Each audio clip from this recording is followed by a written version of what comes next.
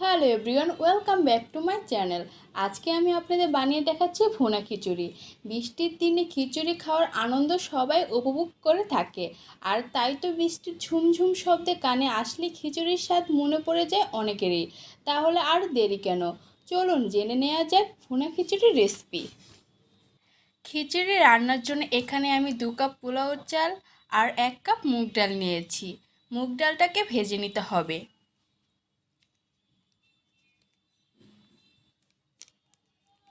প্রথমে আমি মুগ ডালটা ভেজে নিচ্ছি, আর ডালগুলো আমি মিডিয়াম আঁচে রেখে অনবরত এভাবে নেড়ে চেড়ে ভেজে নিব। যতক্ষণ না পর্যন্ত ডাল থেকে সুগন্ধ বের না হয় ততক্ষণ পর্যন্ত ডালগুলো ভেজে নিতে হবে। ডালগুলো ভাজা হয়ে গেছে, এখন নামিয়ে নেব আর পানি দিয়ে ভালোভাবে ধুয়ে পরিষ্কার করে নেব। চুলায় আমি একটি প্যান বসিয়ে নিচ্ছি, এতে পরিমাণ মতন তেল দিয়ে দিচ্ছি, আর দিয়ে দিলাম কয়েকটা শুকনো মরিচ, দিয়ে দিচ্ছি কয়েকটা এলাচ, দারুচিনি এবং তেজপাতা। এগুলো এখন হালকা করে ভেজে নিতে হবে।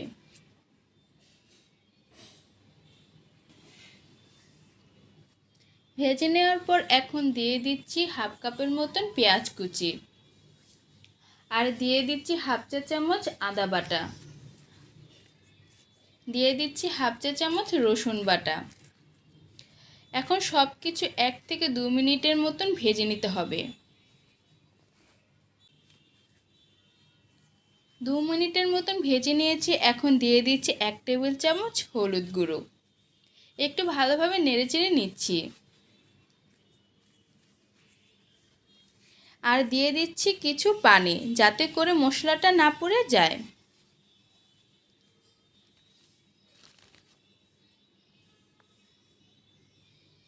দিয়ে দিচ্ছি 1 টেবিল চামচ পরিমাণ মরিচ গুঁড়ো। এখন মশলাগুলো কষিয়ে নিব 2 থেকে 3 মিনিটের মতন। কষিয়ে নেওয়ার পর এখন দিয়ে দিচ্ছি ভেজে রাখা ডালগুলো, আর মশলার সাথে ডালগুলো ভালোভাবে কষিয়ে নিতে হবে, যাতে করে ডালটা সিদ্ধ হয়ে আসে। আর এখন দিয়ে দিলাম চালগুলো আমি ভালোভাবে ধুয়ে পরিষ্কার করে নিয়েছি। এখন চাল ডালগুলো মশলার সাথে ভালোভাবে ভেজে নিতে হবে, ঠিক এভাবে নেড়েচেড়ে ভেজে নেব।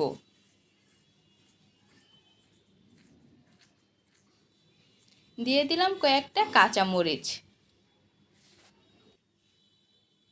আমার চাল ডালগুলো ভাজা হয়ে গেছে, দেখতে পাচ্ছেন নিচে কিন্তু পানিটা দেখা যাচ্ছে না, একেবারে পানিটা শুকিয়ে গেছে।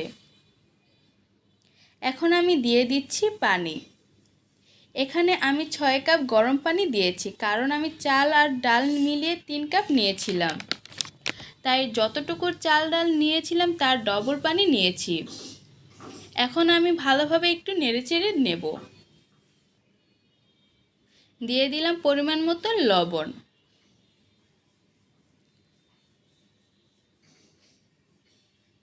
এখন ঢাকনা দিয়ে ঢেকে 10 থেকে 15 মিনিটের মতন আমি মিডিয়াম আঁচে রান্না করব।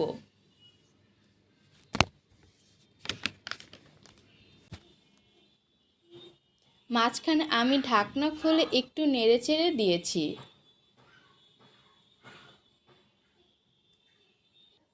আর দিয়ে দিচ্ছি 1 চা চামচ চিনি। তবে আপনারা মিষ্টি পছন্দ না করলে নাও দিতে পারেন। আবার একটু নেড়েচেড়ে নিচ্ছি।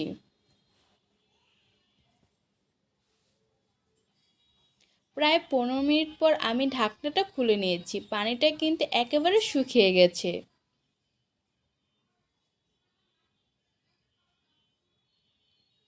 আর দিয়ে দিচ্ছি 1 চা চামচ ঘি।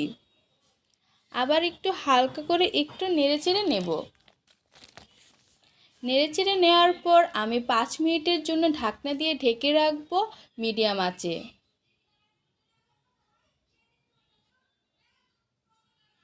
আর 5 মিনিট পর আমার চুলাটা বন্ধ করে দিয়েছি, আর আমার খিচুড়িটাও হয়ে গেছে।